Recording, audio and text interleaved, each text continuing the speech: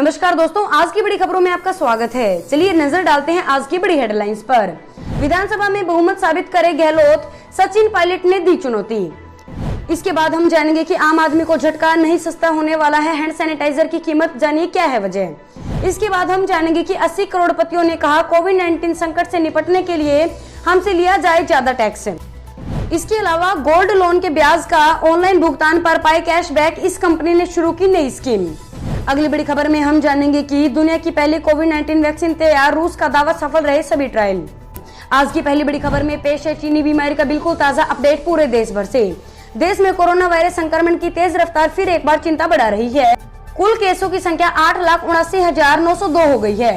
बीते 5 दिनों से हर दिन 25,000 से ज्यादा केस सामने आ रही है। ऐसे में आज कुल केसों की संख्या 9 लाख के पार जा सकती है। हालांकि राहत की बात तो ये है कि 5.5 लाख से ज्यादा मरीज ठीक हो चुके हैं। कुल 3,01,000 से ज्यादा का अस्पताल, होम आइसोलेशन या कोविड केयर सेंटर में इलाज चल रहा है। ये आंकड़े covid19india.org के मुताबिक है। देश में बीते 24 घंटे में सबसे ज्यादा 29,105 कोरोना पॉजिटिव पाए गए। 18,139 मरीज ठीक हुए। 500 संक्रमितों ने जान गंवाई। रविवार को सबसे ज्यादा 7,827 पॉजिटिव केस महाराष्ट्र में बढ़े। 4,244 केस के साथ दूसरे नंबर पर मौजूद तमिलनाडु में सबसे ज्यादा 3,617 मरीज ठीक हुए। चलिए बढ़ते हैं अगली खबर की तरफ। विधानसभा में बहुमत साबित करे गहलोत, सचिन पायलट ने दी चुनौती। राजस्थान का सियासी संग्राम अभी थमा नहीं है। अशोक गहलोत के जरूरी विधायकों को झूठा लेने के दावों के बाद अब सचिन पायलट ने बहुमत को लेकर सवाल उठा दिया है। पायलट के सूत्रों के हवाले से किए गए एक दावे में कहा गया है कि राजस्थान के डिप्टी सीएम के मुताबिक गहलोत सरकार के पास विधानसभा में जरूरी बहुमत नहीं है। पायलट ने गहलोत को चुनौती देते हुए कहा है कि अगर उनके पास जरूरी विधायकों की संख्या है तो विधानसभा में बहुमत साबित कर दिखाए। यही नहीं, पायलट ने राज्यपाल के सामने भी विधायकों की परेड कराने की चुनौती दी है। 107 विधायकों के समर्थन का दावा। मुख्यमंत्री आवास में हुई कांग्रेस विधायक दल की बैठक में मुख्यमंत्री अशोक गहलोत के नेतृत्व वाली सरकार का 107 विधायकों ने समर्थन किया। चलिए जानते हैं अगली बड़ी खबर। कांग्रेस नेता राहुल गांधी ने किया सवाल, क्या भारत कोरोना के खिलाफ लड़ाई में अच्छी स्थिति में है। कांग्रेस के पूर्व अध्यक्ष राहुल गांधी ने देश में कोरोना वायरस के संक्रमण के मामले में लगातार हो रही बढ़ोतरी को लेकर सोमवार को एक बार फिर सवाल उठाते हुए पूछा कि क्या कोविड-19 के खिलाफ लड़ाई में भारत अच्छी स्थिति में है। राहुल गांधी ने भारत में कोरोना वायरस के मामले बढ़ने की तुलना दुनिया के कई देशों कोविड के संक्रमण में बढ़ोतरी से करने वाला एक ग्राफ साझा करते हुए ट्वीट किया। कोविड-19 के खिलाफ लड़ाई में भारत अच्छी स्थिति में है। देश में कोरोना की बिगड़ती स्थिति को लेकर राहुल गांधी पहले भी सवाल उठाते रहे हैं। उन्होंने केंद्र सरकार की ओर से लगाए गए लॉकडाउन पर भी सवाल उठाए थे और पूछा था कि सरकार अब आगे क्या करेगी। बात करेंगे आज की अगली बड़ी खबर की। आम आदमी को झटका, नहीं सस्ते होने वाली है हैंड सैनिटाइजर की कीमत, जानिए क्या है वजह। हैंड सैनिटाइजर पर जीएसटी घटने की उम्मीद लगाए कारोबारियों को झटका लग सकता है। मैन्युफैक्चरर्स मानकर चल रहे हैं कि सरकार 18% जीएसटी को घटाकर 12% कर देगी, लेकिन हमें वित्त मंत्रालय के सूत्र बता रहे हैं कि सरकार ऐसा नहीं करने वाली है। आपको बता दें कि 18% की जगह पर अभी भी कुछ मैन्युफैक्चरर्स 12% जीएसटी लगा रही है। सैनिटाइजर पर 12% जीएसटी लगना चाहिए। कम जीएसटी के बहाने टैक्स चोरी की कोशिश हो रही है। अभी कम जीएसटी लेने वालों की भी जांच होगी। मैन्युफैक्चरर्स 18% जीएसटी को गलत बता रहे हैं। उनका कहना है कि मेडिकल में इस्तेमाल होने की वजह से सैनिटाइजर पर 12% जीएसटी लगना चाहिए। हैंड सैनिटाइजर्स की कीमतों पर अभी कैंपिंग है। 200 ml की अधिकतम कीमत है 100 रुपए रखी गई है। चलिए जानते हैं अगली बड़ी खबर। 50,000 रुपए के करीब पहुंचा सोने का भाव, चांदी भी 858 रुपए हुई महंगी, जानिए क्या है नया अपडेट। अंतर्राष्ट्रीय बाजार में तेजी का असर आज दिल्ली सराफा बाजार में भी दिखने को मिला है। आज दोनों कीमती धातु के भाव में इजाफा हुआ है। एक तरफ पीली धातु की चमक 120 रुपए प्रति 10 ग्राम बढ़ी, तो वहीं दूसरी तरफ चांदी की 858 रुपए प्रति किलो उछली। दुनिया भर में कोरोना वायरस संक्रमण का मामला लगातार तेजी से बढ़ रहा है। यही कारण है कि सुरक्षित निवेश विकल्प के तौर पर सोने चांदी की मांग में इजाफा हो रहा है। सोने की नई कीमतें। HDFC सिक्योरिटीज के मुताबिक सोमवार को दिल्ली सराफा बाजार में सोने की कीमत के भाव में 120 रुपए प्रति 10 ग्राम का इजाफा हुआ। इसके बाद अब नया भाव 49,960 रुपए पर पहुंच गया है। इसके पहले दिन यह 49,840 रुपए प्रति 10 ग्राम के सत्र पर बंद हुआ था। चांदी की नई कीमतें। चांदी की कीमतों में भी लगातार इजाफा देखने को मिल रहा है। सोमवार को चांदी के भाव में 858 रुपए प्रति किलोग्राम का इजाफा हुआ था, जिसके बाद अब नया भाव 53,230 रुपए पर पहुंच गया है। इसके पहले चांदी का भाव 52,462 रुपए पर बंद हुआ था। बात करेंगे आज की अगली बड़ी खबर की। 80 करोड़पतियों ने कहा कोविड-19 संकट से निपटने के लिए हमसे लिया जाए ज्यादा टैक्स। 80 से भी अधिक करोड़पतियों ने सोमवार को दुनिया भर की सरकारों से आग्रह किया कि वो अत्यधिक अमीर लोगों से ज्यादा टैक्स वसूले ताकि वैश्विक अर्थव्यवस्था की रिकवरी के लिए बड़ा फंड जुटाया जा सके।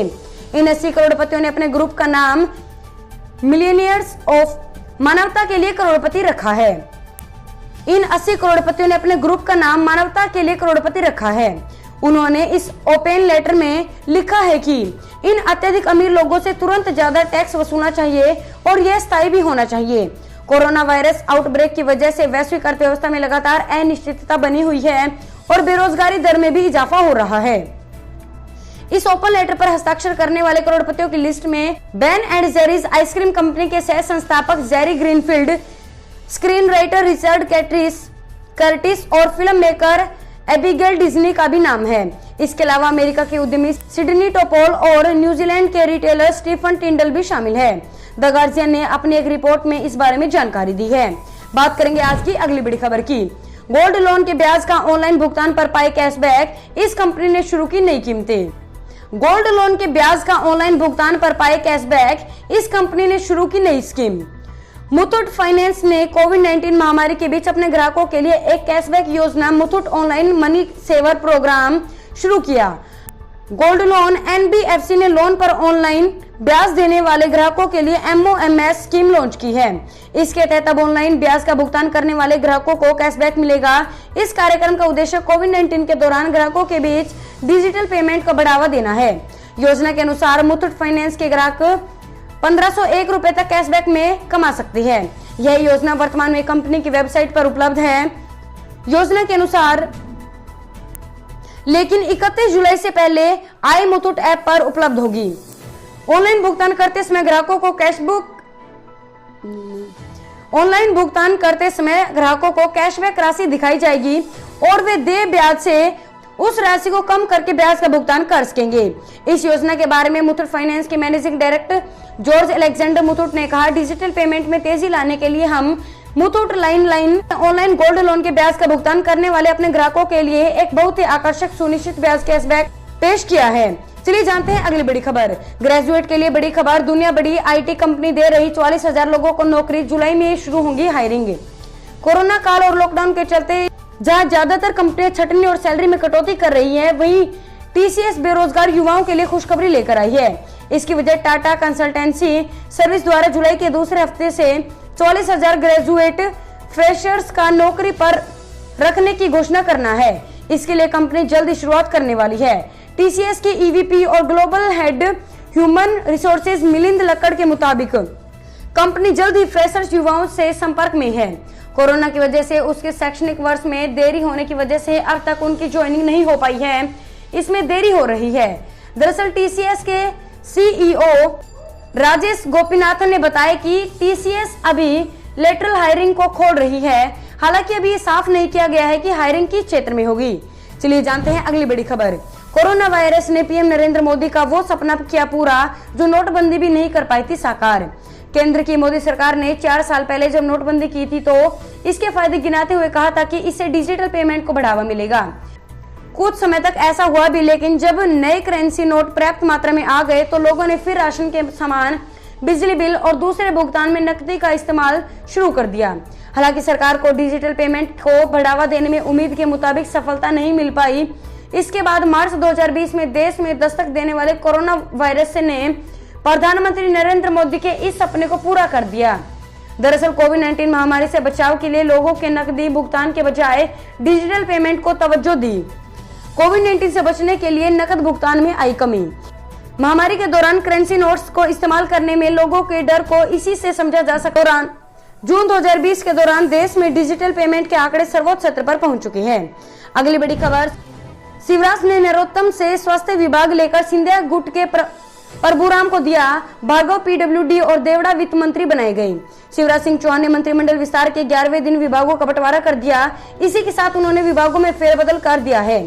गृह मंत्री नरोत्तम मिश्रा से स्वास्थ्य विभाग छीनकर सिंधिया समर्थक डॉक्टर प्रभुराम चौधरी को दे दिया है।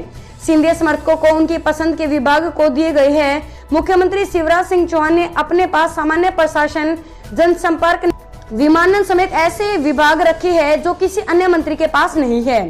चौथी बार मुख्यमंत्री बनने के बाद पहली बार शनिवार को ग्वालियर आए शिवराज सिंह चौहान ने संभागयुक्त कार्यालय में बैठक के बाद कहा था कि रविवार को उन्होंने भोपाल में दावा किया कि आज की मंत्रियों के विभागों के बंटवारा हो जाएगा। हालांकि लिस्ट सोमवार सुबह ही आई। चलिए जानते हैं अगली बड़ी खबर। हॉस्पिटल में अमिताभ की नब्ज ठीक चल रही और भूख भी अच्छी लग रही, उन्हें किसी खास ट्रीटमेंट की जरूरत नहीं। कोविड-19 के संक्रमित अमिताभ बच्चन और उनके बेटे अभिषेक 2 दिन से नानावटी हॉस्पिटल में भर्ती है। रिपोर्ट्स की माने तो वे क्लिनिकली स्टेबल हैं। न्यूज एजेंसी पीटीआई ने यह जानकारी अस्पताल से जुड़े सूत्रों के हवाले से दी है। बात करेंगे आज की अगली बड़ी खबर की। जापान के ओकिनावा बेस पर 92 अमेरिकी सैनिक संक्रमित। दक्षिण अफ्रीका ने शराब की बिक्री पर रोक लगाई। दुनिया में 1.30 करोड़ केस। दुनिया में कोरोना वायरस से अब तक 1,30,35,942 लोग संक्रमित हो चुके हैं। 35,82,035 लोग ठीक हो चुके हैं।